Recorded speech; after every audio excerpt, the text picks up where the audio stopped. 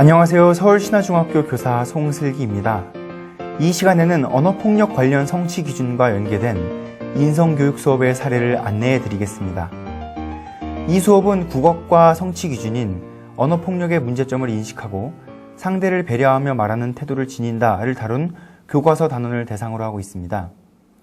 더불어 자신의 평소 언어 습관을 성찰하고 상대를 배려하며 말하는 것이 왜 중요한지를 체득할 수 있도록 여러 가지 활동을 구성하였습니다. 그동안 본 성취 기준이 국어과 교과서에 반영된 양상을 살펴보면 대개 언어폭력의 개념을 설명하고 그것이 왜 나쁜지를 정리해서 보여준 후 나아가 언어폭력 예방을 위해서 무엇을 지켜야 하는지를 생각하는 활동으로 구성되었습니다. 2015 개정 교육과정을 반영한 중학교 검정 교과서에서도 언어폭력의 종류에 대해 알아보거나 언어폭력 상황에서 피해자의 마음에 공감해보는 활동이 다양하게 제시되었습니다. 언어폭력의 문제를 국어과 인성 핵심 역량을 반영하도록 변형하기 위해서는 먼저 자신뿐만 아니라 학교, 나아가 우리 사회의 언어 문화를 성찰할 수 있도록 해야 합니다. 그리고 서로 배려하며 말해야 한다는 가장 기초적인 가치를 공동체에 어떻게 전파할 수 있는지에 대해 고민하는 과정을 거치도록 지도해야 합니다. 이 수업은 모두 2차 시로 설계되었습니다.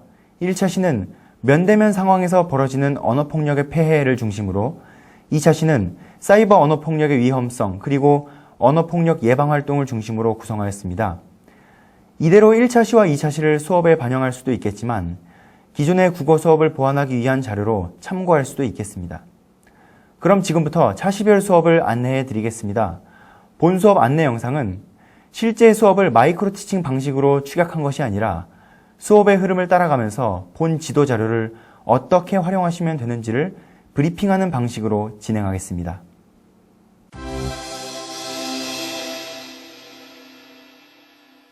그럼 지금부터 2차 시 수업을 안내해 드리겠습니다. 2차 시 수업의 학습 목표는 사이버 언어폭력의 종류와 그 폐해를 설명할 수 있다와 언어폭력의 폐해를 인식한 것을 바탕으로 언어폭력 예방 포스터를 제작할 수 있다입니다. 사이버 언어폭력의 종류에 대한 첫 번째 학습 목표는 1차 시와 마찬가지로 실제로 일어난 사이버 언어폭력의 사례를 활용한 활동으로 구성하였습니다. 두 번째 학습 목표는 모둠별로 언어폭력 예방 포스터를 제작하고 그 내용에 대해 발표하는 활동으로 구성하였습니다.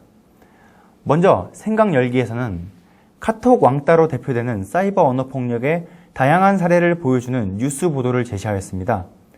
먼저 학생들에게 뉴스를 보고 느낀 점을 자유롭게 이야기하도록 지도합니다. 요즘 학생들은 휴대전화를 손에서 거의 놓지 않고 지내는데요. 의식적으로나 무의식적으로나 사이버 폭력을 겪어보았을 것입니다. 느낀 점을 이야기할 때는 이러한 자신의 경험을 반 학생들에게 나누어 줄 수 있도록 지도해야 합니다. 두 번째로는 뉴스의 내용 자체를 정리하는 활동으로 제시하였습니다. 첫 번째 활동에서 인출한 자신의 경험들이 뉴스에 어떻게 반영되어 있는지 생각하며 그 문제점에 대해 정리하도록 유도합니다.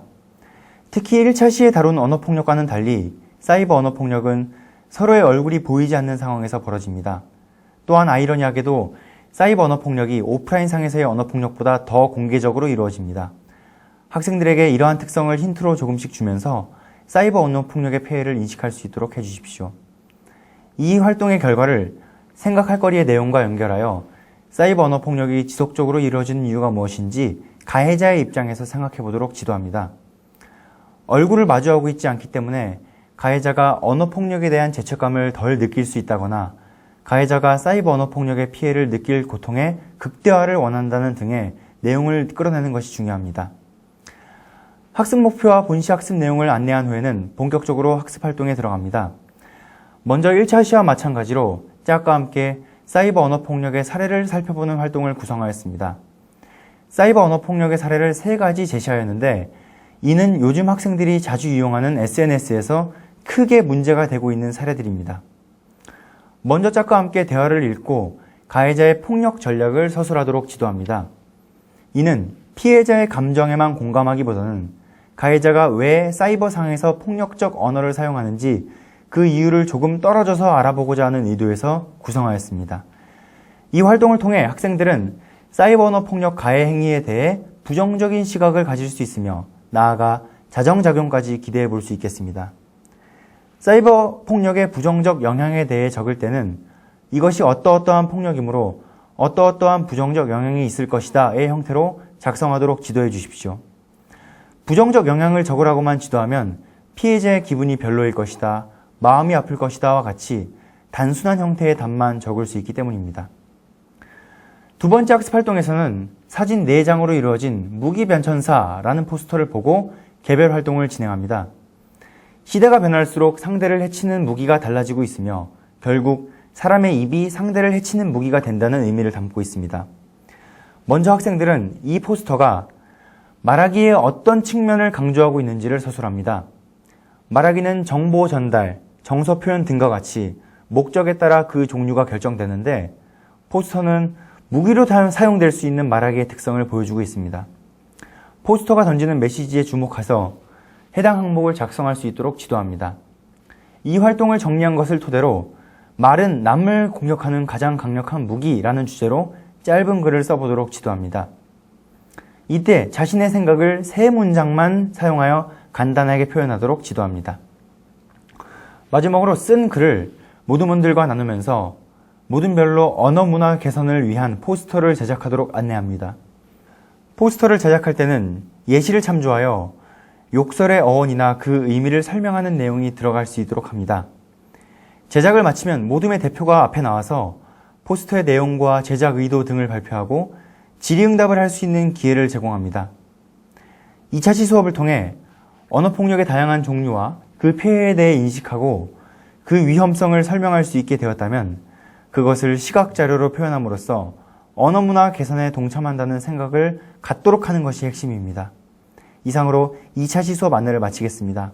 감사합니다. 어느새 우리 사회는 무의식적으로 언어폭력을 주고받는 사회가 되어버렸습니다. 국어과는 언어폭력으로 인한 개인적, 사회적 피해를 예방하고 항상 상대를 배려하며 말하는 존중의 언어 문화를 형성하는 데 도움을 줄 수 있어야 합니다. 더 나아가 언어 사용의 품격을 스스로 유지하고 올바른 인성을 함양할 수 있도록 그리고 학생 스스로 자신을 되돌아볼 수 있도록 인성교육적 측면을 반영하여야 합니다.